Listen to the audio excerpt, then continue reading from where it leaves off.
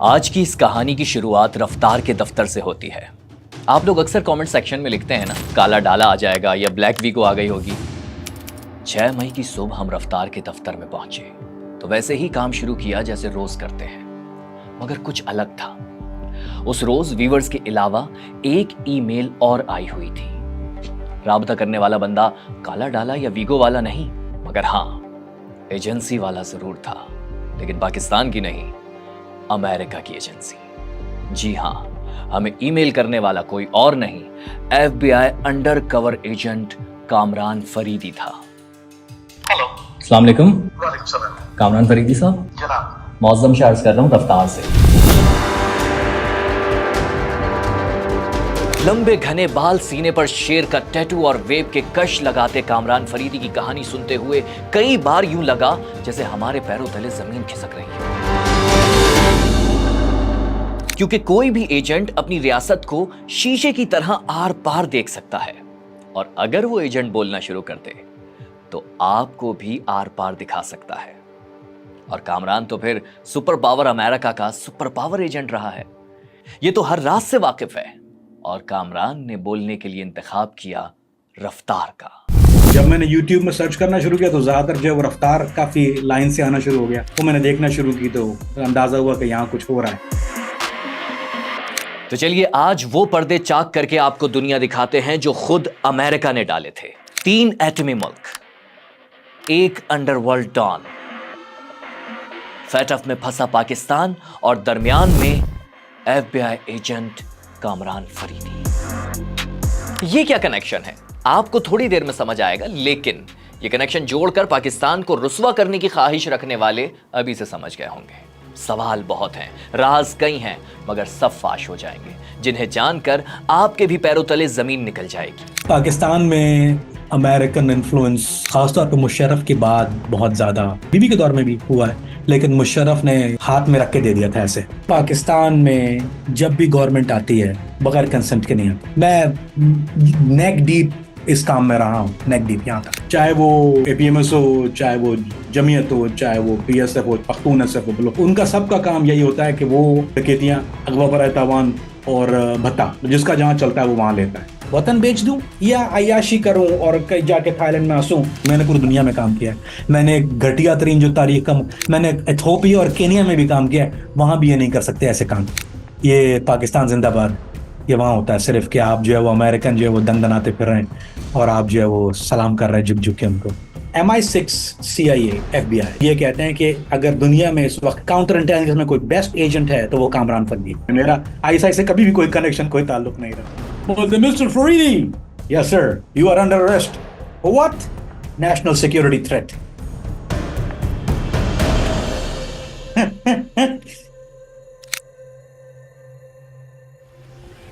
कराची के लालू खेत का लड़का FBI एजेंट कैसे बना? ये कहानी शुरू होती है टाइम्स स्क्वायर से। एक सेकंड, न्यूयॉर्क वाले टाइम्स स्क्वायर से नहीं, गुलशन इकबाल ब्लॉक 7 के टाइम्स स्क्वायर से, जहां कराची का अली अली स्कूल हुआ करता था। इस स्कूल के 2 बच्चे ऐसे हैं जिन्होंने पूरी दुनिया को हिलाकर रख दिया। एक की कहानी तो हम आपको रमजान में सुना चुके हैं, लेकिन दूसरे कैरेक्टर की कहानी गुलशन की गलियों से निकलकर इस्तांबुल, दमिश्क, मेक्सिको, दुबई, न्यूयॉर्क और फिर फ्लोरिडा की काल कोठरी तक पहुंचती है। ये कहानी है एक ऐसे पाकिस्तानी की जिसने दुनिया की नंबर 1 एजेंसी को घुमा कर रख दिया। ये कहानी है एक ऐसे सवासेर की जिसने हर शेर को जेर कर दिया।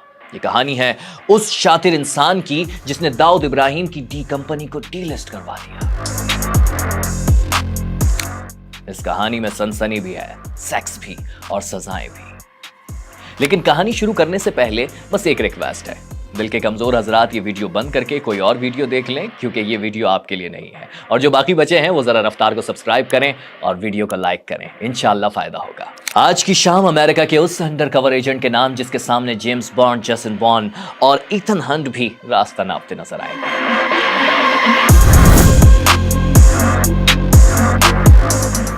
लेट 80s का दौर था। कराची में महाजिर कौमी मूवमेंट की तोती बोल रही थी, मगर MQM के इस पीक एरा में कुछ पागल महाजिर लड़कों ने कायदे तहरीक के शहर में भुट्टो का जियाला बनने का फैसला कर लिया। इन लड़कों का गैंग लीडर था नजीब, नजीब के बारे में मशहूर था कि वो हथेली पर जान और गोद में ग्रेनेड रखकर घूमता था। वही नजीब जिसे नॉर्थ नाजिमाबाद में बिल्कुल उसी तरह मारा गया जैसे इंस्पेक्टर बहादुर अली को मारा गया था।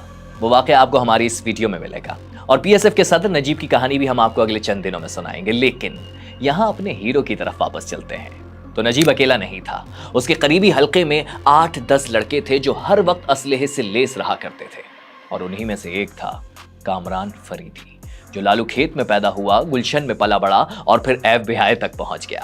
अलकायदा के लीडर्स को पकड़ा, आईएसआईएस के दहशतगर्दों का नेटवर्क पकड़वाया, एफबीआई में द लाइन हार्ट कहलाया। मगर फिर एक दिन एफबीआई ने अपने ही लाइन हार्ट को पकड़कर काल कोठरी में डाल दिया। क्यों? इस सवाल का जवाब पाकिस्तान से लेकर भारत और भारत से लेकर अमेरिका तक के ऐवानों को हिलाकर रख देगा और यह जवाब खुद कामरान फरीदी ही दे सकता है। तो चलिए पूछते हैं, कामरान भाई जरा कैमरे में देखकर रफ्तार के व्यूअर्स को हाथ हिला दें।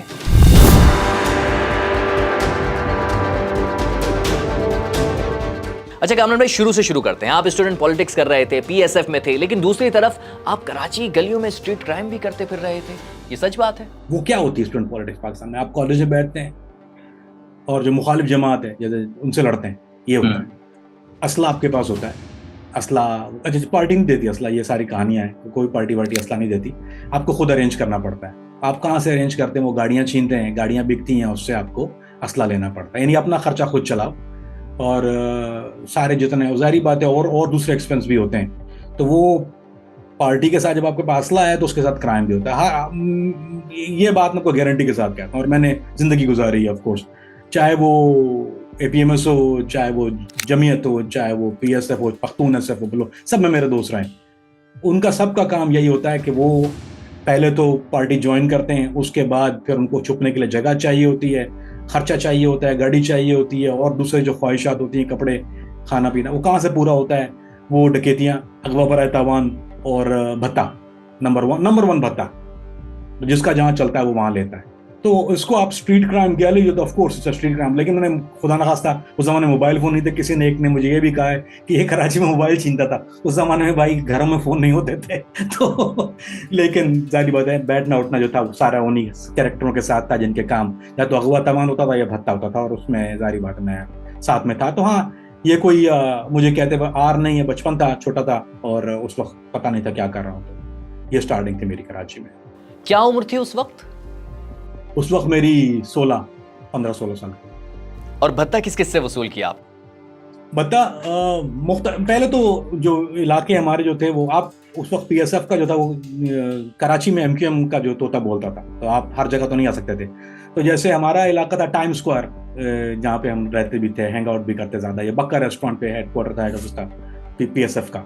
तो उस इलाके में जो भी है जहाँ पे हमारी अक्सर थे, वहाँ से हम लेते हैं। अब नेशनल कॉलेज के आसपास जो दुकान है उन्होंने भी देना है, क्योंकि कॉलेज के आसपास है, वो बेचारों ने देना ही देना है। तो जहाँ पे हमारी स्ट्रॉन्ग होल्ड था, तो मैंने ज़्यादातर जो लिया वो टाइम स्क्वायर के, जो गुलशन इकबाल टाइम स्क्वायर के आसपास, वो मेरा इलाका। डकैतियां की हैं आपने?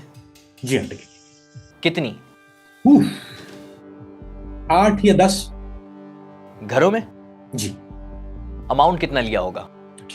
अच्छा, अमाउंट 2.5 लाख 3 लाख सोना था। तो उसमें क्या होता था, सोने में चीटिंग होती थी हमारे साथ। अब जो बड़ा है साथ में, मैं तो बच्चा था ना, मैं छोटा होता था उस जमाने में, तो सोना जो मेन काम जो था वो सोने का होता था।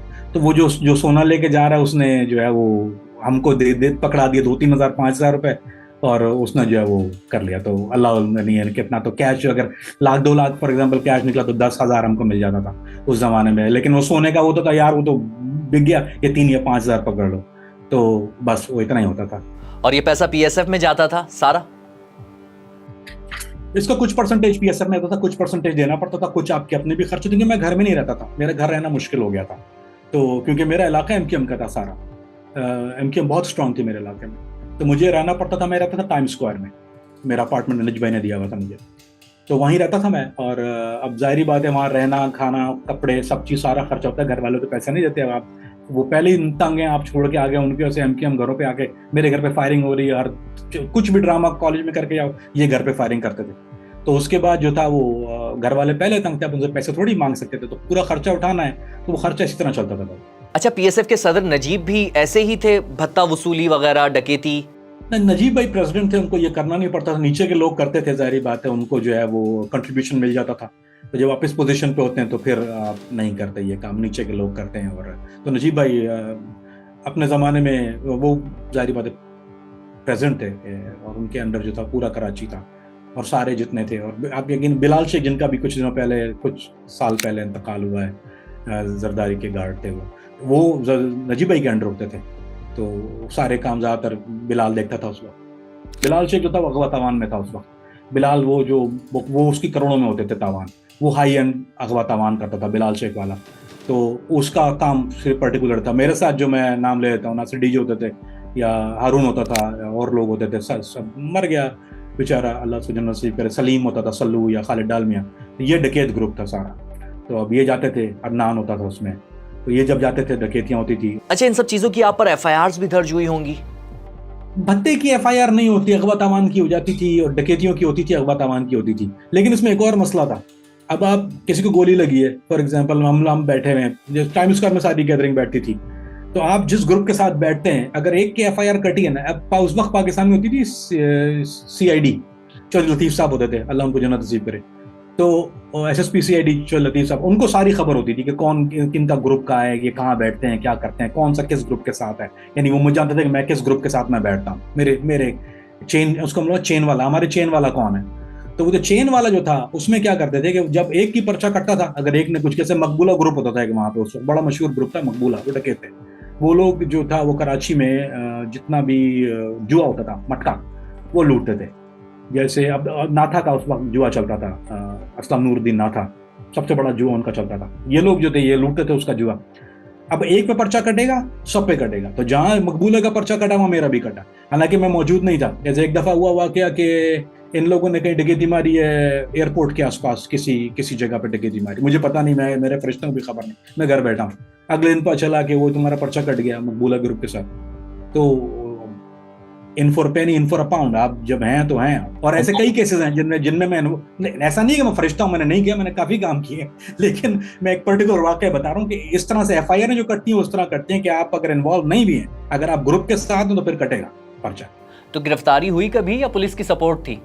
नहीं, सजा लकीली एक दफा भी नहीं हुई, सजा कुछ नहीं हुई, पकड़ा नहीं गया। क्योंकि पुलिस जो थी वो एक पीएसएफ पे हाथ डालते हुए थोड़ा डरती थी, एज अ पार्टी। उसको पता था कि पीछे जो है वो उनको खौफ भी होता था, तो प्रोटेक्शन थी अच्छी तरह से। कभी अल्लाह का शुक्र है कभी गिरफ्तारी नहीं हुई। क्या होता था कि एक दफा टाइम स्क्वायर से मैं निकल रहा था, चौधरी लतीफ सामने खड़ा हुआ था, वो क्रॉस करके रोड नहीं आता था, डबल रोड था, वो रोड के उस तरफ खड़ा था कि मुझे उंगली यूं कर रहा था। मैंने कहा भाई मैं तो खड़ा था वहां पे, तो उसने पिस्टल निकाल के स्ट्रेट फायर मार दिया एक दो। तो जाहिर बात है उस जमाने में हमारे पास भी सामान होता था, लड़कों के पास भी, तो वो उसने सिर्फ, लेकिन उसने हिट करना नहीं, ऐसे वार्निंग शॉट मारे डराने के लिए कि बाज आ जाओ वाला चक्कर। तो हमने भी उठा के दो। नहीं, मुझे एक बात समझ नहीं आ रही, पुलिस चाहती थी बाज आ जाओ या पुलिस चाहती थी डू मोर? पुलिस तंग थी, कर नहीं सकते थे। पुलिस का चक्कर यह था कि उनके हाथ बंधे हुए थे।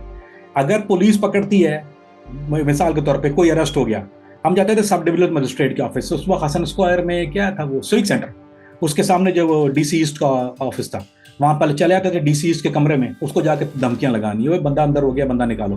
तो उन्होंने फोन करता थाने में, अगर थाने में पकड़ा भी गया कोई लो लेवल का आदमी जिसको उन्होंने पकड़ लिया, उसने बहुत तंग किया हुआ था, तो फिर वो डीसी ईस्ट वाला जो था, वो डिप्टी कमिश्नर जो डीसी कॉल करके डीसी ईस्ट वो बंदा छुड़ा देता था हमारा। कौन था डीसी ईस्ट? मुझे नाम याद नहीं आ रहा, वो पीपल्स पार्टी के बहुत बड़े रहनुमा थे, उनका दामाद था, मुझे उसका नाम याद नहीं आ रहा। मतलब पीपल्स पार्टी का पूरा शेल्टर था? एब्सोल्युटली। अच्छा, एक बहुत बड़ा सवाल है जो अक्सर लोगों के जहन में आता है कि उर्दू बोलने वाला लड़का अब एमक्यूएम के पीक दौर में ज्वाइन कर लेता है पीपल्स पार्टी, पीएसएफ, क्यों एमक्यूएम क्यों नहीं? एमक्यूएम ज्वाइन इसलिए नहीं की थी यार, एक तो मैंने पीएसएफ भी इस वजह से ज्वाइन की थी कि मेरा कजन, उसमें जाके ऐसे आपको बताया कि मैं छोटा था, जाके बैठता था उसके साथ जाके। अगर वो एमक्यूएम में होता या वो पख्तून असर में होता तो मैंने वो ज्वाइन कर ली होती। वो ये था कि वो कहीं जहाँ जाता था, एक होता है ना आपका बड़े भाई वाला, मैं अकलौता हूँ, मेरा कोई और भाई नहीं है, तो मैं वालिदैन का एक अकलौता बच्चा हूँ, मेरी बहन है लेकिन द ओनली सन। तो ये होता था कि जहाँ वो जा रहा है, वो मेरा मुझसे बड़ा था, मेंटोर था मेरा, वो जहाँ जा रहा है मुझे उस जैसा बनना था, तो वो जहाँ जाके बैठता था वो पीएसएफ वालों का बैठता, मैंने पीएसएफ ज्वाइन कर ली।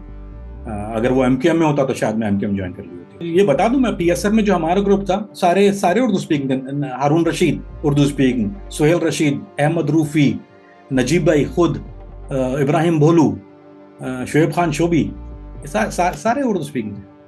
अच्छा गुलशन इकबाल ब्लॉक 3 के शाहीन अपार्टमेंट में आपकी रिहाइश थी ना, वहाँ पर झगड़े वगैरह भी हुआ करते थे, झंडा लगाने पर कोई मसला भी हुआ था? अरे बाप रे बाप बाप बाप, अजाब अजाब। वो साई एमक्यूएम का इलाका सारा, मतलब अच्छा क्या होता था? मैं अकेला पीएसएफ का वहां पर था।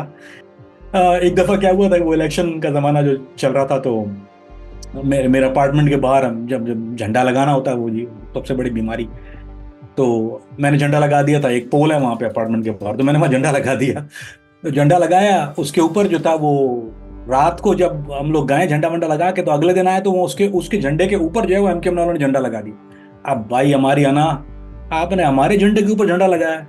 अच्छा, मोटर बाइक से वो झंडा लगाया हमारे ऊपर, तो मैंने ऊपर जाके झंडा वो एमकेएम का उठा के फेंक दिया। जो लड़का जिसने लगाया था, मुझे पता है वो मेरे अपार्टमेंट का लड़का था, मैंने उसको तपड़ मार दिए, लाते मुझे जो हमारा स्टाइल होता था उसको मार मुर दिया, और मैं चला गया। उसके बाद स्क्वायर पे ब्लॉक 2 अंबर अपार्टमेंट में चला गया, अमरीन अपार्टमेंट में चला गया। आज मेरे साथ जावेद सुमरो मोटरसाइकिल बाइक पे था, वही चला रहा था, उसकी CD70 होती थी, मैं पीछे बैठा हूँ। हम लोग वापस आ रहे हैं तो पॉइंट बस खड़ी हुई है मेरे घर के बाहर एमकेएम की। अब ये मुझे देखता है, बोलता है अरे बाप रे बाप मर गया। हमें पता चल गया था कि अब तो उसका लड़का आपने मारा है एमकेएम का, उसकी कुटाई तो हुई है। अब ये आ गए सारे, वो 60 से 65 लड़का था उस वक्त एमकेएम का खड़ा हुआ वहां पे। अब जावेद बोलते हैं यार मैं बाइक मोड़ता हूँ, क्योंकि क्या होगा कि अगर गए तो बड़ी, मतलब ये पता नहीं मार ही देंगे या उठा के ले जाएंगे। ये कराची यूनिवर्सिटी का पॉइंट है, उर्दू।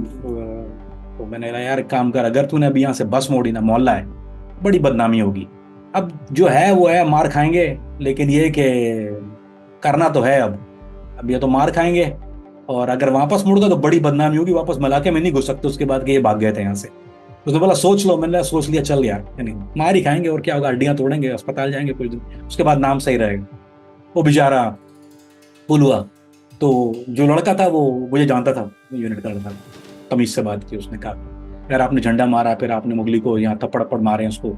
मैंने यार मैंने झंडा बनाया था, मैंने उसको कहा कि झंडा उतारो, ये लड़ने लगा। तो उसने बोला तुम वहां रुके, वापस मुड़े क्यों नहीं, यानी निकल क्यों नहीं, तुमने देख तो लिया था। मैंने यार देख तो लिया था, लेकिन अगर मेरा मोहल्ला है मेरा, अगर मैं यहाँ से आज भाग जाता तो फिर वापस बड़ी बड़ी बेशर्मी की बात थी। है कहने लगा क्या सोच गया। मैंने यार तुम लोग मारोगे ना, अभी तो हूं मैं एक, तुम 60 मारो। तो हंसने लगा, बोला यार तुम्हारा दिमाग बिल्कुल खराब है, बिल्कुल खराब है, तुम उर्दू स्पीकिंग हो ना। बोला हाँ। बोलता यार क्यों रहते हो उन लोगों के साथ। मैंने बोला यार वो मेरी अपनी वजूहत है। तो फिर लड़कों को इसने इशारा किया, ये लोग सब बढ़ रहे थे, तो एक एक थप्पड़ भी मारते तो मेरी वहीं वफात हो जाती। तो लेकिन उसने ऐसा हाथ ऊपर किया, उसने बोला झंडा नहीं लगेगा यहाँ पे, लेकिन तमाशा मत करना। मैंने कहा नहीं, तमाशा नहीं करूंगा। वो मुड़ के चले गए, बहुत बचत हो गई। अब जावेद का सांस भी ऊपर, वो सिंधी लड़का था सुमरो, उसकी सांस भी ऊपर, मेरी सांस भी ऊपर। जब वो गया तो हम लोगों ने ठंडे पानी पिए। उसके बाद वो अकड़ तो थी, वो जाली थी, हमें पता था पिटना तो है यहाँ पे अभी। तो वो जो बचत हुई है वो बहुत बहुत सही की हो गई थी उस वक्त। ये कौन सा यूनिट है और यूनिट इंचार्ज कौन था? अकबर होता था उस जमाने में, ब्लॉक 3 गुलशन। वहाँ सेक्टर के लड़के तो वो पार्क में बैठते थे, तो ये अकबर था यूनिट इंचार्ज वहाँ का, वो ब्लॉक 3 का। कत्ल कितने लोगों को किया आपने? नहीं, मैंने आज तक किसी को मारा नहीं, जान से नहीं मारा। कॉलेज में क्लैश होता था, एक लड़का था राशिद, उसको गोली लगी थी कॉलेज क्लैश में, APMS का लड़का था, और वो सामने था और हाथ पे गोली लगी थी। तो वो मेरे पड़ोस का ही था, वो रहता भी गुलशन इकबाल मेरे घर के बिल्कुल पास था। तो पड़ोस में, अब जब पड़ोसी को लगी और वो गुलशन कॉलेज नेशनल कॉलेज वाला है, तो मसला खराब हो गया था वहाँ पे। चाचा मेरे वाले साहब के पास है, उन्होंने कहा देखो अब ये जो है इसका काम, और हमारा जो था वो जी देख लेंगे, कर लेंगे, वो जैसा होता है यंग पागल बेवकूफ बच्चा।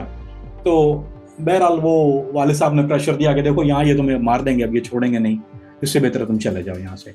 तो मैं नाराज होके मैंने नजीब भाई को बताया, मैंने कहा मेरे घर पे धमकियाँ आ रही हैं। तो कहने लगे यार तुम एक काम करो, तुम सवात चले जाओ। सवात में होटल में बुकिंग करा दी मेरी, मैं सवात चला के मफरूरी काटने के लिए। मफरूरी है कि MQM वाले जो हैं वो बहुत तंग कर रहे हैं, ढूंढ रहे हैं कराची में। तो मैं सवात चला गया, सवात में रहा मैं 1.5-2 महीना, बोर हो गया, कुछ करने को नहीं था वहाँ पे। फिर मैंने कहा यार अब फायदा नहीं, अब कराची में नहीं रह सकता तो फिर मैं कहीं और भी नहीं रह सकता। तो फिर मैंने बस बोल मैं चला जाता हूँ यहाँ से।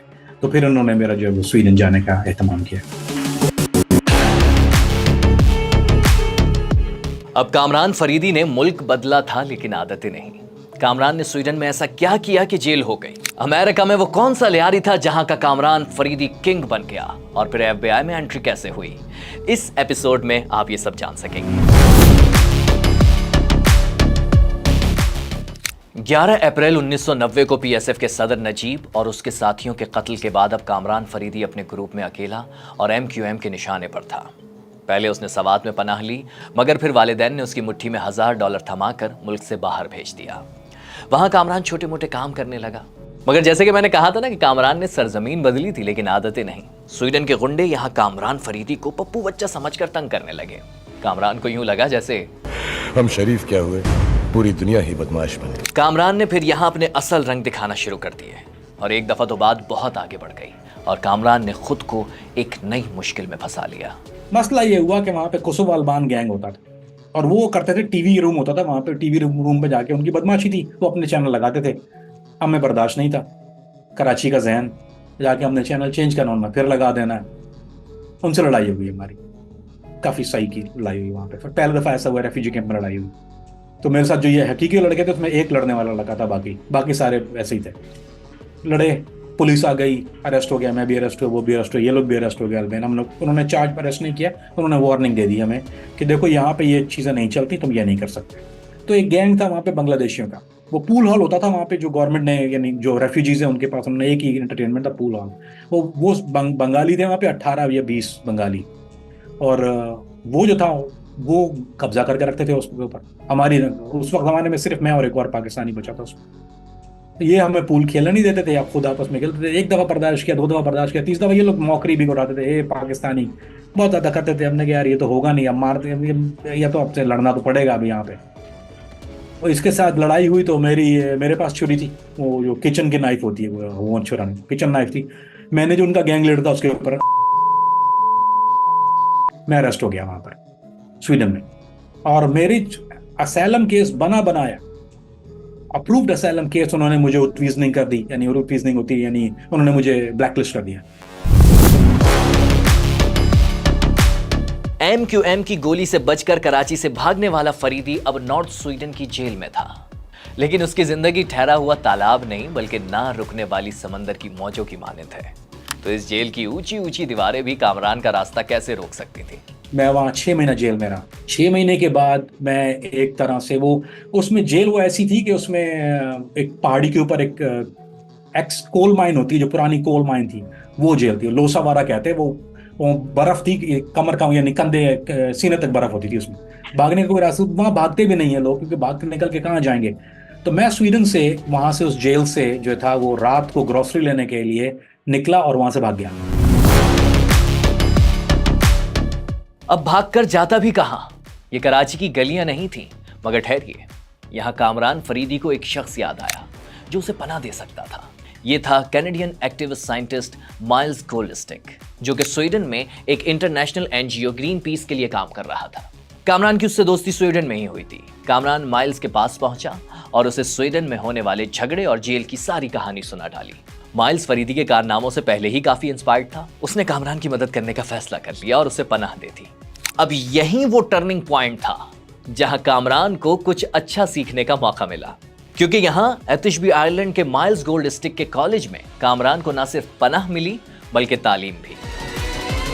मैं पढ़ा लिखा तो था नहीं, क्योंकि मैं पढ़ा, जो पाकिस्तान में मैंने कॉलेज में तो वो झकी मारी थी, हम सारा दिन जो थे सियासत करते थे। तो जो मुझे लिखना पढ़ना, दुनिया का जो एक कानून क्या होता है, दुनिया में पॉलिटिकल प्रॉब्लम, ये सारी चीज़ें मैंने वहाँ पर, न्यूक्लियर वेस्ट क्या चीज़ है और दुनिया में कितने मसाइल हैं, वो मैंने माइल्स गोल्डस्टिक के इंस्टीट्यूट में सीखे, क्योंकि वहाँ पे स्टूडेंट्स सारे आते थे, मैं भी बैठ जाता था साथ में, स्वीडिश में बोलता था, क्योंकि सीख ली थी सारा दिन। उस वक्त यंग भी थे और जबान का शौक भी था, तो उनके साथ रह के मैंने वहाँ पर जो है वो, जो असल में जो दुनिया मैंने देखी या सीखी है, जिसने मेरी आगे जाके बहुत हेल्प की, यानी मोड की। अगर मैं शायद वहाँ पर ना होता, अगर मैं उस ग्रुप को ना मिलता वहाँ पर एट दैट पॉइंट, तो शायद मैं वो FBI और आगे की जो लाइफ है मेरी ना होती, क्योंकि मैं बिल्कुल अच्छा अंगूठा छाप बोलते था, गधा गाड़ी वाला जाहिल था, एक कह लीजिए। अब ग्रीन पीस वाले कामरान फरीदी को खिलाते पिलाते और अच्छी बातें सिखाते, लेकिन वो यहाँ कब तक छुपा रहता? अगर वो यहाँ से बाहर निकलता तो पुलिस के हाथों पकड़ा जाता। यहाँ से बाहर निकलने के लिए प्लान बनाया गया। स्वीडन में 3.5 साल गुजारने के बाद अब इस 21 साल के लड़के का नया सफर शुरू होने जा रहा था। ग्रीन पीस ने फरामास पीचरक मनीष के नाम से कामरान का जाली पासपोर्ट तैयार किया, $600-700 हाथ में रखे और आइसलैंड भिजवा दिया। न सिर्फ नाम बल्कि अब कामरान का हुलिया भी बदल चुका था। अच्छा, मेरे बाल ये तो बहुत कम है, उस वक्त मेरे बाल इतने बड़े बड़े हो गए थे, मेरी कमर तक बाल थे मेरे, और अजीबोगरीब कैरेक्टर लगता था मैं देखने में। स्वीडिश मुझे अच्छी, क्योंकि एक्सेंट मेरा स्वीडिश था, वो रहता बोलता खाता उन्हीं के साथ था, तो ब्लेंड इन काफी हो गया। लेकिन मेरा रंग जो था डार्क, और बाल वहाँ स्वीडन में ब्लॉन्ड एंड ब्लू होते हैं, और इतना ज्यादा उस वक्त आइसलैंड में तो खैर मैं पहला पाकिस्तानी पहुंचा था, उन्होंने बोला कि I have never seen a Pakistani before, ये मेरा होस्ट था वहां पर। लेकिन आइसलैंड में कामरान फरीदी अकेला पाकिस्तानी था। डर था कि मनीष के नाम से वो ज्यादा देर यहां टिक नहीं सकेगा। इससे पहले कि पोल खुलता, कामरान फरीदी को स्वीडन का एक दोस्त याद आ गया, लाहौर का हामिद पिया, जो इन दिनों न्यू जर्सी में था। कामरान ने फट से उसे फोन मिलाया और सारी मुश्किल बताई। उसने भी मदद के लिए हामी भर ली और कामरान को चंद ही रोज में न्यूयॉर्क बुलवाकर एक गैस स्टेशन में काम पर लगवा दिया। मगर पिस्तौल पकड़ने वाले हाथों में गैस नोजल जच नहीं रहा था। वो नोजल जो होते हैं वो मेटल का नोजल होता है। नवंबर की सर्दी न्यू जर्सी में आप पकड़े तो वो हाथ जम जाता है, वो हाथ जो है वो चिपक जाता है, यानी बर्फ इतनी ठंडी होती है कि वो खाल उतर जाती है। मैंने कहा ये तो मुझसे नहीं होगा, $4 घंटे पे मैं तो पूरी रात ये नहीं कर सकता, और रात की जॉब होती है वो, यानी जिल्लत ख्वारी। और रहने का इंतजाम भी ऐसा था कि वो जो रूम था उसमें 9 लड़के रहते थे, एक शिफ्ट में 4 सोते थे, एक शिफ्ट में 5 सोते थे, यानी रात वाले आते थे तो दिन वाले आते थे, दिन वाले आते थे। मैं यार ये तो मुझसे नहीं होगा, ये तो बड़ा मुश्किल काम है, मैं कराची और स्वीडन में जो लाइफ देख के आया हूँ उसके बाद ये तो मुझसे नहीं होगा, मुझे जाना पड़ेगा यहाँ से। तो मैंने फिर घर वालों को कांटेक्ट किया, मैंने कहा यहाँ मेरा गुजारा नहीं हो सकता। तो मेरे वालिद साहब ने, मेरे एक पाकिस्तान में ट्यूटर होता था, वो गुलशन इकबाल से ही था, उसने बताया कि वो अटलांटा जॉर्जिया में होता है, तो तुम उसके पास चले जाओ। हमने उसको कॉल किया और वो तुम्हारी हेल्प कर देगा फर्दर। तो वहाँ का अटलांटा जॉर्जिया में उसका स्टोर भी था, उसका ग्रोसरी स्टोर था अटलांटा में। तो मुझे वहाँ से फ्लाई करके मैं अटलांटा जॉर्जिया चला गया। वहाँ पे उसके साथ जो मेरा ट्यूटर था, वो मुझे ट्यूशन पढ़ाता था पाकिस्तान में, वो ट्यूशन का था, वो कराची का लड़का था, मुझे नकल कराने में मेरी हेल्प करता था। उसकी वजह से मैंने इम्तहान बहुत पास किया। मुझे तो इतना जाहिल था, मुझे तो पर्चियाँ मुझे तो वो माइक्रो बनाने भी नहीं आते थे, फर्रे कैसे बनते हैं, तो वो मेरी हेल्प करता था। वो ट्यूशन के नाम पे वो मुझे एग्जाम पास कराता था, वो बताता था कि लिखना क्या है और यानी फर्रे कैसे बनते हैं, जवाब क्या लिखना है। तो वो उस जमाने में वो गैस पेपर आता था, वो गैस पेपर के 10 सवाल मुझे बना के फर्रे वो देता था। तो उसने मेरी जो है, तो यंग ही लड़का था वो, तो उसने वहाँ पे उसका अटलांटा में स्टोर था, फिर उसने मुझे रिसीव किया और वहाँ स्टोर में उसने मुझे जॉब दी। अब जिंदगी की गाड़ी जिस ट्रैक पर थी, वो रास्ता कामरान को जुर्म की एक भयानक दुनिया की तरफ ले जा रहा था। या यूं कह लीजिए कि कामरान अब अमेरिका के लियारी की तरफ बढ़ रहा था। वहां भी चलते हैं, लेकिन अभी ये जान लीजिए कि कामरान फरीदी कोई दाल सब्जी बेचने के लिए पैदा नहीं हुआ था। वो ग्रोसरी स्टोर पर काम तो कर रहा था, मगर जल्द ही हाथ में पिस्तौल आ गई और जॉब डिस्क्रिप्शन भी बदल गई। वो चोरी का सामान खरीदता था वहाँ पे। उसका नंबर 1 काम जो था, वो स्टोर से इतनी इनकम नहीं थी, बड़े रफ नेबरहुड में उसका स्टोर था। डिकेटर जॉर्जिया एक इलाका है, जॉर्जिया, डिकेटर जॉर्जिया, बड़ी रफ जगह है, रफ नेबरहुड है, कोलंबिया ड्राइव, गैंग ड्रग यही होता है वहाँ पे। उसमें रिस्क होता है। वो मेमन बच्चा था, उसमें दिल इतना नहीं था, उसने मुझे गन ले दी। उसको पता था पाकिस्तान से मुझे जो है वो मैं काम जानता हूँ, तो पहली चीज उसने मुझे पिस्टल जो था वो 380, मुझे अभी तक याद है, वो विल्सन 380 उसने छोटा वाला पिस्टल था, मुझे वहीं से वो इलीगल दी, उसने मुझे लेके दे दी। वो डकैतियां बहुत होती थी, रॉबरियां बहुत होती थी, और हम लोग लेट नाइट बहुत काम करते थे, तो उसने मुझे पिस्टल दे दिया। अब मैं पाकिस्तान से आया था, मेरे लिए वो वहाँ के जो माहौल है उससे कोई फर्क नहीं पड़ता था। वो मेरे लिए प्ले ग्राउंड था, कैंडी गार्डन का। तो सामान खरीदते थे उसके लिए शाम को चोरी का, वो काउंट करना और उसके साथ गाड़ी में लेके उसको, तो उसने सारा मुझ पर डिपेंड करता था वो सारा कुछ, और वो सारा मैं देखता था। लेकिन एक डाउन साइड ये थी, वो पैसे मुझे खबीस आदमी जो था वो $4 घंटा देता था, कमाता था वो $200 घंटे के, देता मुझे $4 घंटे का, जो कि उस जमाने में गैस स्टेशन में जो देते थे वो $8 या $9 का भाव चलता था। बस फिर क्या, फरीदी अड़ गया। उसे भी ज्यादा पैसे कमाने थे। चोरी का सामान कैसे, कहां से खरीदना है और किसे बेचना है, वो सब सीख गया था। मगर अब उसके कदम जिस जगह बढ़ रहे थे वो इंतहाई खतरनाक थी। अमेरिका का ऐसा इलाका जहां रात होते ही सब अपने घरों में दबक जाते, दिन के उजाले में फायरिंग की आवाजें गूंजती और अंधेरे में बंदूकें चमकती। पुलिस तो यहां भूल कर भी नहीं आती, और जब आती तो गैंगस्टर को सलाम ठोक कर जाती। ये था अटलांटा का बैंकेट हाईवे। ये पाकिस्तान का जो है तो वो लहरी था, पुलिस जाते हुए डरती थी लिटरली उस इलाके में, वो बैंकेड हाईवे में। और दूसरा, अगर आप कॉल करें तो रिस्पॉन्ड तो करते थे, वो 2 स्क्वाड का रिकॉर्ड करते थे। जैसे अगर जैसे किसी को गोली लगी है, तो कई दफा होता था कि बाहर गोली लगी है, बंदा पड़ा हुआ है, तो हम कॉल करते थे। जब ड्रग डीलरों को अब बाहर डोप बिक रही है, ड्रग बिक रही है, उसको पता है कि आपने कॉल की है, अगर आपने पुलिस कॉल की है तो वो आपके ऊपर है, फिर वो they were not friendly with you. तो उनको बड़ा प्रॉब्लम था इस बात से, तो हम पुलिस कॉल नहीं कर सकते थे। और दूसरा, खुद हम 2 नंबर का काम करते हैं ना भैया, हमारे ऊपर अंदर 40-50 हज़ार का, 80 हज़ार का माल पड़ा चोरी का, इलेक्ट्रॉनिक, क्या cigarette, razor blade, you name it, वो सारा माल अंदर पड़ा हुआ है। अब आप जब खुद 2 नंबर करते हो तो फिर आप पुलिस कहाँ से कॉल करोगे? तो यही था, बस यही चलता था वहां पे, अपनी पिस्टल होती थी। मेरी हेड इंजरी हो गई थी, मैंने काले पे एक दफा फायरिंग कर दी, वो गैंग का लड़का था, वो वापस आया और उसने मेरा स्कल फ्रैक्चर हुआ, यहाँ से पीछे से और फ्रंट से। मेरे फ्रंट जो ये अनइवन है, यहाँ से यहाँ तक खुला हुआ है। वो जब मैं हॉस्पिटल पहुंचा हूँ तो उनसे स्टिचेस नहीं लगे, तो मैं स्टेपल लगा के बंद किया। तो मेरा अगर टेंट करा लूँ तो मेरे सर में पाकिस्तान का नक्शा बना हुआ पूरा, यहाँ से भी फ्रैक्चर था। वो डॉक्टर ने बोला तुम शायद मर जाते, लकीली तुम बच गए, वो टाइम पर आ गए। मेरी ब्लीडिंग बहुत हो गई थी, मेरे जूतों तक में खून भरा हुआ था।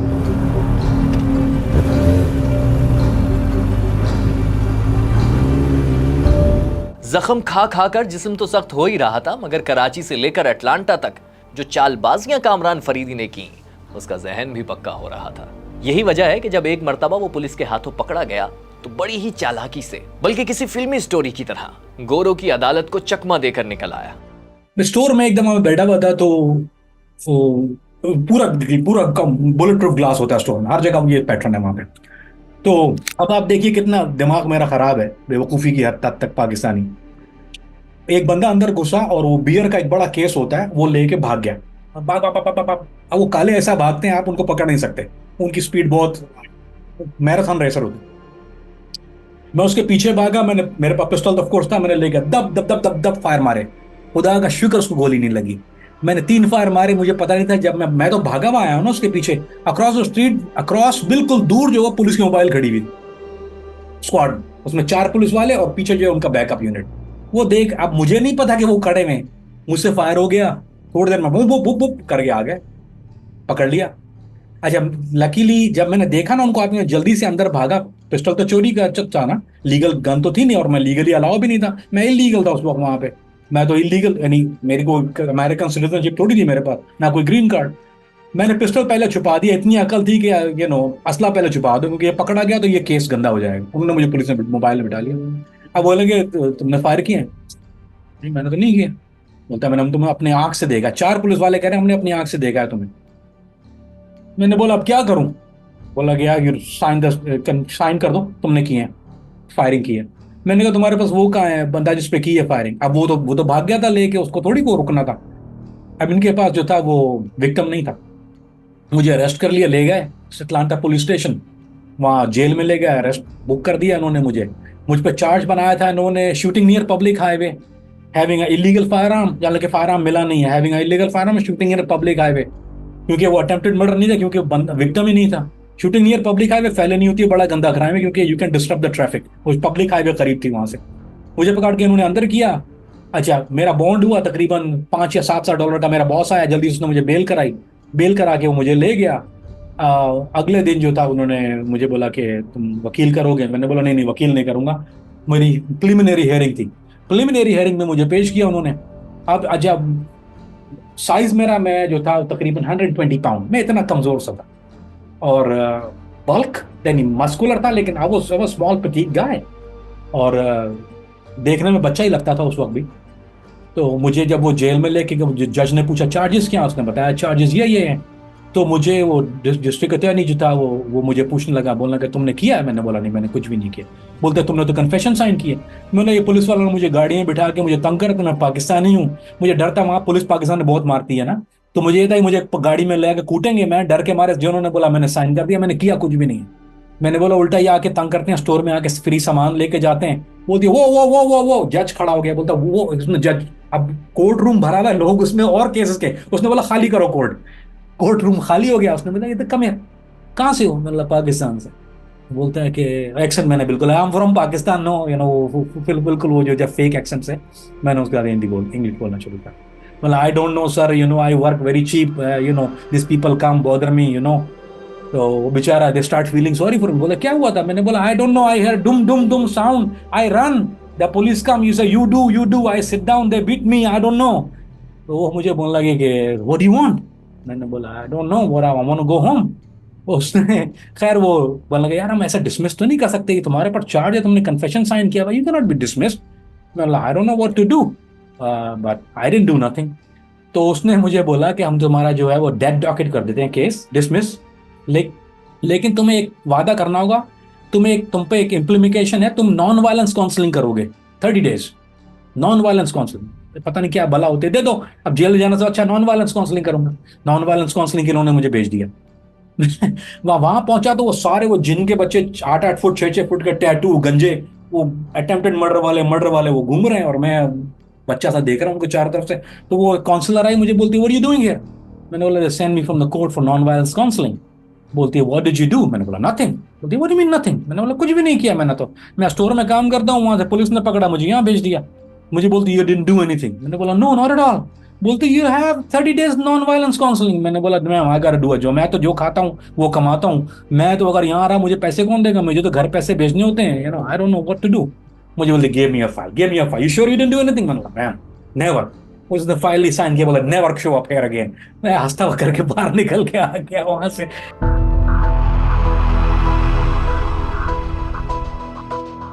गैंगस्टर्स का वो इलाका जहां पुलिस भी आने से डरती थी, अब कामरान फरीदी वहां का किंग बनने जा रहा था। कराची के लड़के रफीक खावर और पेशावर के छोटा खान के साथ मिलकर उसने अपना गैंग बना लिया और सीधा बैंकेट हाईवे में जाकर बड़ा पंगा ले लिया। सिर्फ 3 लड़कों ने गैंगस्टर्स के अड्डों पर 50 राउंड चलाकर यह मैसेज दिया कि एरिया में बड़ा गैंग आ गया है, जिससे पंगा नहीं चंगा। अब वो 4 से 5 हजार डॉलर महीना कमा रहा था और लाइफ स्टाइल भी बदल रहा था। अब हमने जो और लोग थे वहां पे, पाकिस्तानी या इंडियन लोग भी थे, 2-3 बड़े क्रू थे वहां पे जो सामान लेते थे चोरी का। उनमें एक हरीपुर हजारे का था, अमजद खान का करके बंदे का नाम है, खतरनाक शख्सियत थी वो, सबसे डेंजरस वही था उस इलाके में उस वक्त। अमजद लाला, वो कराची में होता है जमशेद रोड पे। तो अमजद खान होता था, उसका काम था बड़ा। हमने जाकर उसको धमकी लगाई कि भाई बात सुनो, अब हम आ गए यहाँ पे, हम कराची से आए हुए, तुम्हारा काम नहीं होगा बेटा, काम बंद। सब अच्छा चल रहा था, मगर फिर 1995 के आखिर में कामरान फरीदी के गैंग को अमरीकी पुलिस ने तंग करना शुरू कर दिया, बिल्कुल वैसे ही जैसे पाकिस्तान में पुलिस तंग किया करती है। कभी उनके स्टोर से 20 से 30 हजार डॉलर का सिगरेट से भरा बैग ले जाती, तो कभी कुछ और। ये पुलिस वाले दरअसल कामरान फरीदी के मुखालिफ गैंग के हामी थे। अलबत्ता वो ये नहीं जानते थे कि वो जिससे पंगा ले रहे हैं वो बाजी पलटने की सलाहियत रखता है। लेकिन इस बार सिर्फ बाजी नहीं पलट रही थी, बल्कि कामरान की पूरी ही जिंदगी बदल रही थी। चोर पुलिस खेलते खेलते अटलांटा का ये गैंगस्टर FBI एजेंट कैसे बन गया? कामरान फरीदी पाकिस्तान के आर्मी चीफ का क्या राज जान चुका था? अमेरिका में बैठकर फरीदी ने इस्लामाबाद में बम ब्लास्ट कैसे नाकाम बनाया? ये सब जान सकेंगे आप इस एपिसोड में।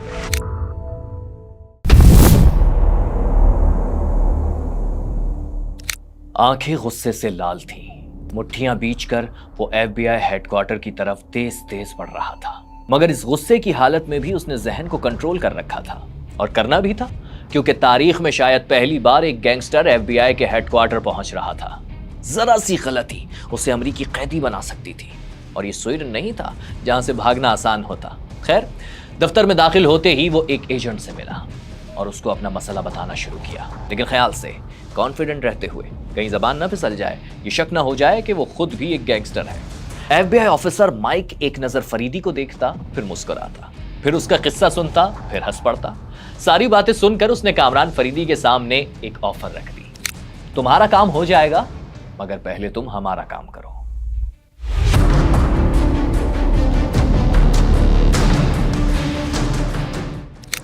वो क्या लगा कि उसको पता था सारा चक्कर, वो बड़ा कमीना FBI वाला खाग ऑफिसर था, माइक नाम था उसका। उसको सारी चीज पता थी क्या हो रहा है इलाके में। बोलता या आई नो। बोलता listen, I don't care what you do. बोलता I am concern about the bad police, मेरा जो टारगेट है वो बैड पुलिस है, लेकिन I will help you in one way. तुम्हारा एक ग्रुप है वहाँ पे अटलांटा में, जो एमएल किंग ड्राइव पे, अमजद खान उसी का नाम लिया, जो बड़ा ऑपरेटर था। कहता है वो वहाँ पे उसका एक ग्रुप है, गैंग ही कह लें उसको, गैंग तो नहीं कहना चाहिए, ऑर्गेनाइज क्राइम था उसका। वो बड़े पैमाने पे चोरी के सामान लेता था, फिर वो जूश माफिया को बेचता था, चाइनीज स्नैक हेड माफिया को न्यूयॉर्क शिपता था। वो मिलियंस में काम करता था उसका। क्या लगा, we are interested in who they are, हमें उनके नाम समझ में नहीं आते, तुम्हारे काम समझ में नहीं आते। फिर उसने मुझसे पूछा कहाँ से आए हो, मैंने स्वीडन में था।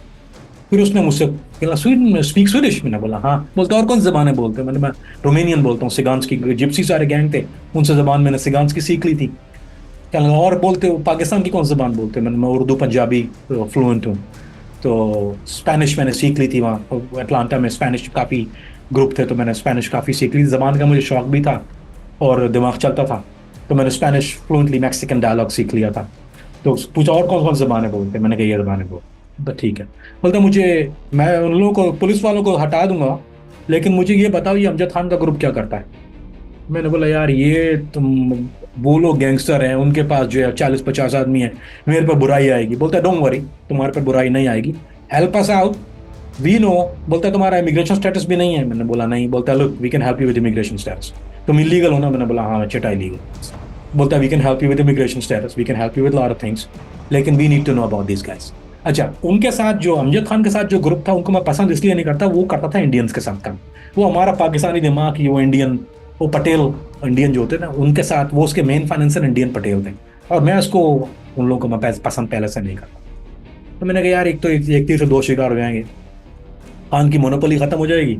उस जमाने हमारा दिमाग ये था, पुलिस का प्रेशर हट जाएगा और ये हिंदुओं से भी जान छूटेगी। उसके अलावा मजे की बात है पुलिस भी हट जाएगी और एफबीआई अपने बैक पे, काम तो हमने वही करना है, अब एफबीआई की बैक पे करेंगे तो मजे ही मजे हैं। उसके बाद तो कौन हमें कौन रोकेगा। तो मैंने कहा ठीक है जी आई हेल्प यू। तो उन्होंने मुझसे पहले तो ज़िमनी सवाल किए, कौन लोग हैं, क्या करते हैं, किधर से हैं, जो उनके उसको बायोग्राफिक इन्फॉर्मेशन कहते हैं। मैं उनको बायोग्राफिक इन्फॉर्मेशन समझाई, तो काफ़ी चार्ट बना के दिया उसको। तो वो उसके समझ में नहीं आ रहा था, बार बार फोर एंड बैक, क्योंकि अमेरिकन जरा लकीर के फकीर होते हैं, वो कॉलेज उनको गैंग, ये ऑर्गेनाइज क्राइम, ये समझ में नहीं आता क्या होता है। तो उसने बोला मैं एक गैंग एजेंट है, मैं उसको बुलाता हूँ, तो तुम उसको समझाओ ये बात, कल मेरे पास आना ऑफिस में। मैंने ठीक है, मैं कल पहुंचा, शान नाम था उसका, उसने मुझको बुलाया, जो उनका गैंग जो एफिलिएटेड गाय था, उसने उसको समझाने के लिए स्ट्रक्चर। तो मैंने यार मैं उसको समझा रहा हूँ, उनकी समझ में नहीं आ रहा, मैं बता रहा हूँ। मैंने क्या, एक काम करो यार, पेन एंड पेपर दो। मैंने एक पेन पेपर लिया, उस पर बड़ी शीट थी, मैंने उस पर मार्कर से ड्रॉ करना शुरू कर दिया उसका स्ट्रक्चर क्या होता है। मैंने कहा देखो यहाँ से आता है, यहाँ जाता है, यहाँ सप्लाई होता है, इसके पास आता है, ये ऑपरेशन है, यहाँ से ये माल रोल होता है, इस होलसेलर को जाता है। मैंने चार्ट बना के उसको, जो डायग्राम बना के उसके सामने करके रख दिया। मैंने कहा ये लो। वो एक दूसरे को देखने लगे, कहने लगे how do you know about this. मतलब अबाउट व्हाट, बोलता है दिस। मैंने कहा I grew up in crime, what are you talking about. तो हंसते हंसते उसने कहा चलो नाउ दैट्स गुड। तो खैर उन्होंने वो इन्वेस्टिगेशन, उसका नाम था ऑपरेशन अमेरिकन ड्रीम। वो बहुत बड़ा केस था अमेरिका की हिस्ट्री में। उसमें 80 अरेस्ट हुए थे, जिसमें जूश माफिया भी थी, चाइनीज स्नेक हेड माफिया भी थी। उन लोगों ने, वो पुलिस वालों को 11 पुलिस वाले और वो सब अरेस्ट कर लिए। अच्छा, जब मैं उनकी रेगुलरली हेल्प कर रहा था, मेरा स्टोर और काम एज यूजुअल चल रहे थे। अब जहां मैं चोरी का माल ले रहा हूँ, एफबीआई को पता है, लेकिन वो मुझे कुछ कहते नहीं थे। अब वो क्या हुआ कि वो उनकी ख्वाहिशात बढ़ना शुरू हो गई। अब वो इमिग्रेशन वाला आइस जो था एजेंट, वो मेरे पास आए, कहते यार मेरे पास ये केस है, मेरे पास ये केस, समझ में नहीं आ रहा, how do we do it.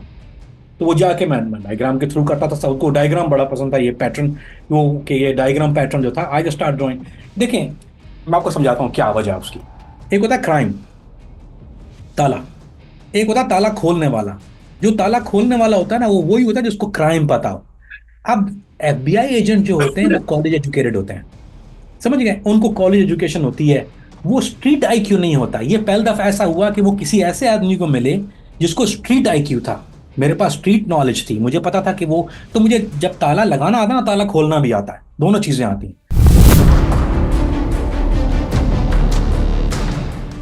वो काम जो एफबीआई के हाई क्वालिफाइड ऑफिसर्स के लिए लोहे के चने चबाने जैसा था, वो केसेस कामरान फरीदी चुटकी बजाते सॉल्व करता आगे बढ़ता जा रहा था।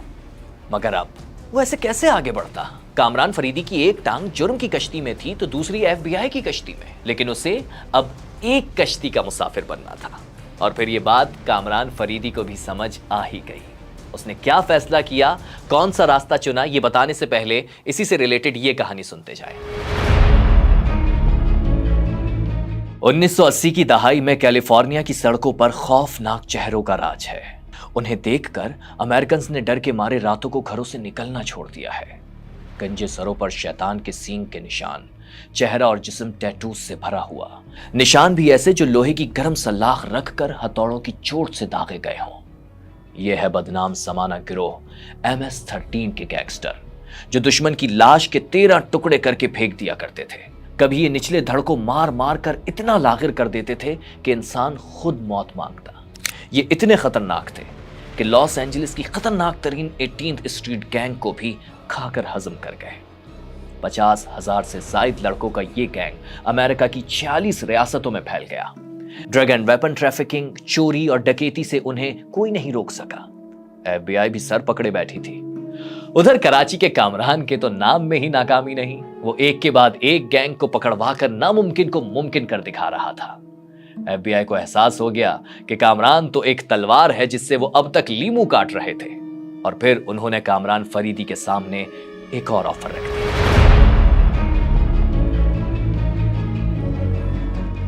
FBI पे जो मेरा जो बंदा था वो कहने लगा, यार वी हैव अ सिचुएशन, ये एक केस है रिवर्स होम इन्वेजन। हम लोग क्या कर रहे हैं कि हम ड्रग हाउसेस बना रहे हैं जिसको हम एज अ ड्रग हाउस, और हम चाह रहे हैं कि MS-13 जो है वो उसको रॉब करे ताकि हम इनको अरेस्ट करें। और कोई तरीका नहीं, ड्रग डीलर रिपोर्ट नहीं करता वो जो रॉब होने के बाद कि मेरी ड्रग रॉब हो गई है।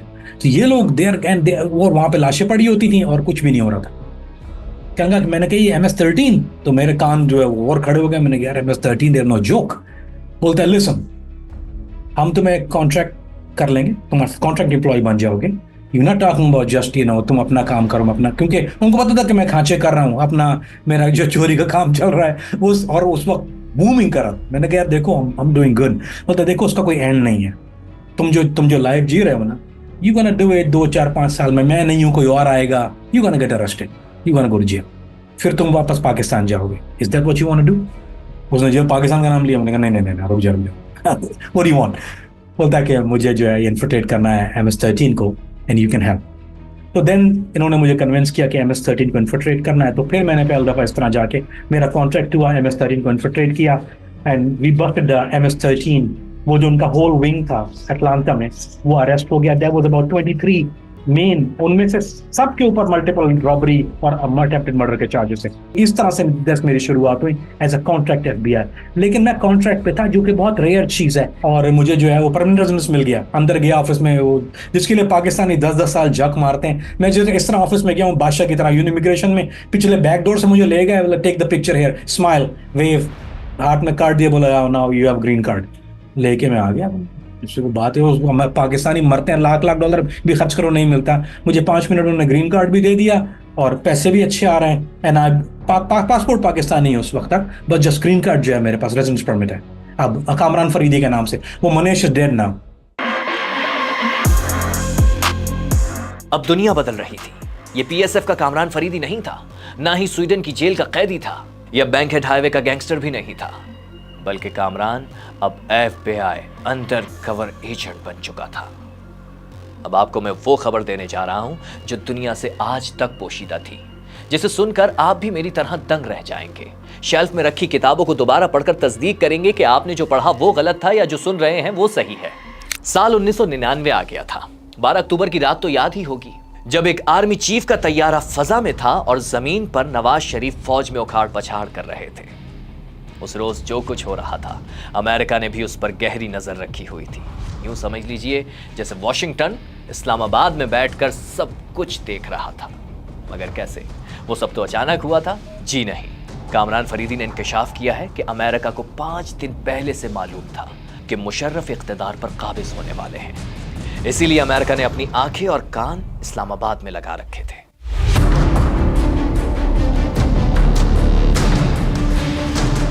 तो वो मेरा पहला इंटरनेशनल ट्रिप था FBI की तरफ से। उन्होंने कहा कि तुम्हें फौरन पाकिस्तान जाना है, इस्लामाबाद। मैंने बोला क्या हुआ है? कहने लगे कि यार ये मुशर्रफ इज टेकिंग ओवर। इनको ऑलरेडी पता था। कहने लगे कि मुशर्रफ टेकिंग ओवर कर रहा है and we need somebody local. उन्होंने एम्बेसी ने रिक्वेस्ट की है, पाकिस्तान जो अमेरिकन एम्बेसी ने रिक्वेस्ट किया है कि लोकल आदमी चाहिए एंड यू आर द गाय।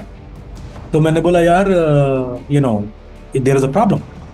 मेरी फैमिली वहां पर रहती है। बोलते व्हाट डू यू वांट? मैंने बोला मेरी फैमिली जो है, अगर अगर ये कुछ मामला मैं कर रहा हूँ इंटरनेशनली, मेरी फैमिली प्रॉब्लम में आ सकती है। बोलते डोंट वरी, तुम्हारी फैमिली को हम सबको यहाँ ले आएंगे उसी दिन, डोंट वरी अबाउट इट। मैंने बोला वीजा इशू करोगे? बोला don't need a visa, will just put him in a plane in a parole visa बोलते हैं, प्रिंट पेपर करेंगे, will just put him in a plane and they will go. मैंने बोला what do you want from me? मुझे बोलता है कि तुम्हें जो है वो विल पुटिंग यू अक्रॉस, वो जो जो क्या नाम है उसका, प्रेसिडेंशियल हाउस था, उसके अक्रॉस तुम्हें हम प्रेसिडेंस पे दे रहे हैं, you just to walk and make sure keep eye on what's going on. और वी आर द स्किन दिखाने लगा, look at my skin, I can't be there so you be my. तो उसने मुझे उस जमाने में सेट फोन दिया, एक सेट फोन था, थुराया का एक सेट फोन था। उसने मुझे सेट फोन दिया, कहना ये अपने पास रखना, in case emergency call me, just don't talk to anybody. और मैंने बोला व्हाट एल्स, प्रॉब्लम क्या है? बोलता है could be ISI, so make sure कि तुम don't get into legal local conversation, don't let him know कि तुम अमेरिकन हो, you just keep eye on, give me minute two minute information what's going on. और उनके मैंने बोला कि व्हाट साइड वी प्लेइंग, सारी बात है, जनरल नॉलेज क्वेश्चन है, आई नो पॉलिटिक्स। मैंने बोला what side are we playing? वे बोलता है इट्स विद आवर कंसेंट, हमारे आशीर्वाद से आ रहा है, for lack of better English. जब जिस रात को ये क्यों हुआ, 4 दिन पहले मैं इस्लामाबाद में था।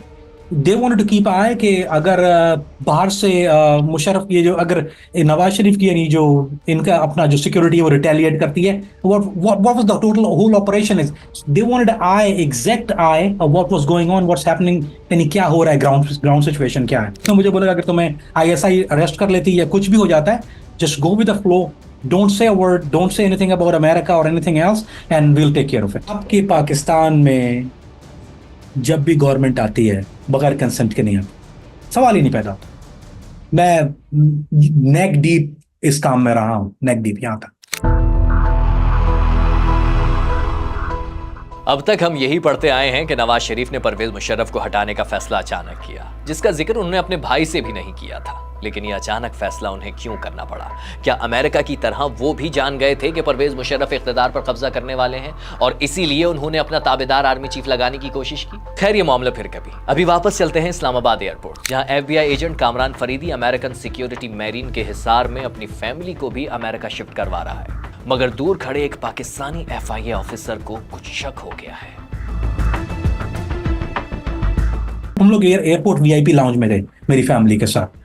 तो जैसे जाने लगा तो FIA वाला एक भागा हुआ आया, पठान था वो भागा, वो ऑफिसर था FIA का, उसको पता नहीं था क्या हो रहा है। उसने अचानक, उसको शक हुआ, उसने मरीन सिक्योरिटी देख ली थी, गोरे जो अमेरिकन मरीन थे, तो उसको क्यूरियस हो गया कि क्या हो रहा है। वो भागा हुआ मेरे पास आया, मुझे बोलता है वेयर यू गोइंग, क्या है? पासपोर्ट देखा, उसने पासपोर्ट लिया मेरा, तो मेरा ग्रीन कार्ड लिया उसने, बस सफे पर तरह बोलता कहाँ जा रहे हो? फैमिली के वीजे कहाँ हैं? तो फैमिली के, मैंने कहा फैमिली के पासपोर्ट, उसने पासपोर्ट सारे ब्लैंक है फैमिली के। तो मैंने उनको पेपर निकाला, मैंने कहा पेपर दिखाया, मैंने कहा बोलते तुम क्या करते हो? यानी ये तो उसने कभी देखा नहीं था कि ये पैरोल क्या होता है। तो मैंने उसको मुड़ के देखा तो वो मरीन सिक्योरिटी वाला खड़ा हुआ था। मुझे नहीं पता कि मैं क्या जवाब दूं उसको, गलत सही। तो वो मरीन सिक्योरिटी वाला गोरा भागता हुआ आया, उसने अपना बैच शो किया, उसका बोलता है डोंट, और वो बैक ऑफ हुआ और मेरी फैमिली को उस तरह से वो प्लेन में बिठाया and they flew to New York. Pakistan में अमेरिकन इन्फ्लुएंस हमेशा से, खासतौर पर मुशर्रफ के बाद बहुत ज़्यादा, मुशर्रफ के दौर में, बीबी के दौर में भी हुआ है, लेकिन मुशर्रफ ने हाथ में रख के दे दिया था ऐसे पाकिस्तान को। तो वो जो कारनामे वहाँ पर हुए हैं वो अनरियल, लेकिन कोई फ़र्क नहीं है उनको ये किसी और मुल्क में नहीं होता भाई। ये थर्ड मुल्क में, ब्राज़ील में भी मैंने पूरी दुनिया में काम किया है। मैंने घटिया तरीन जो तारीख का, मैंने एथियोपिया और केनिया में भी काम किया है, वहाँ भी ये नहीं कर सकते ऐसे काम। ये पाकिस्तान जिंदाबाद, ये वहाँ होता है सिर्फ कि आप जो है वो अमेरिकन जो है वो दन दनाते फिर रहे हैं और आप जो है वो सलाम कर रहे हैं झुक झुक के उनको। अब कामरान फरीदी की जिंदगी मुकम्मल बदल चुकी थी। कराची से खाली हाथ निकलने वाले कामरान के पास अमेरिका के महंगे तरीन इलाके ग्विनेट काउंटी में एक बड़ा बंगला था। फैमिली भी पास थी और खुश भी कि उनका बेटा गुंडा बदमाश नहीं बल्कि गुंडे बदमाशों को पकड़ने वाला बन गया है। अब फरीदी के पास सब कुछ था, दौलत, इज्जत, माँ बाप का साथ, बीवी का प्यार। वो सुपर पावर मुल्क का पावरफुल एजेंट था। वो एक लग्जरी लाइफ जी रहा था, जब चाहे जो चाहे कर सकता था। मगर फिर एक दिन कुछ और हो गया। 6 बाय 6 की एक अंधेरी कोठरी, खून जमा देने वाली बर्फ की सिल से पानी धुआं बनकर उड़ रहा है और उस पर अमरीकियों ने एक शख्स को बरहना लिटा रखा है। वो उसे गालियां दे रहे हैं। ये शख्स कोई और नहीं, खुद कामरान फरीदी है। जाती पैसे से खरीदा गया घर भी खाली करा लिया गया। अब वो फिर से सिफर पर आ गया था और उसे ये सजा मिली पाकिस्तान को बचाने पर। क्या पाकिस्तान को बचाने पर? पाकिस्तान से भागा हुआ कामरान फरीदी अमेरिका में बैठकर पाकिस्तान को कैसे बचा रहा था? मैं जानता हूं आपके जहन में बहुत सारे सवालात उठ रहे हैं और हमारे पास सारे जवाबात हैं, मगर वो आपको देंगे स्टोरी नंबर 4 में। अभी हम ये जानेंगे कि कौन न्यूयॉर्क के पानी में जहर मिलाना चाहता था, कौन क्रूज शिप में बम लगाकर जबूती एयरबेस उड़ाना चाहता था, और वो कौन था जो इस्लामाबाद में धमाका करने जा रहा था, लेकिन इन सब को रोकने वाला एक ही हीरो था, इब्ने सफी की जासूसी की दुनिया जैसा कर्नल फरीदी, जो कभी भेस बदल कर दुश्मन तक पहुंच जाता, नामुमकिन को मुमकिन कर दिखाता, और कामरान रियल लाइफ का फरीदी था।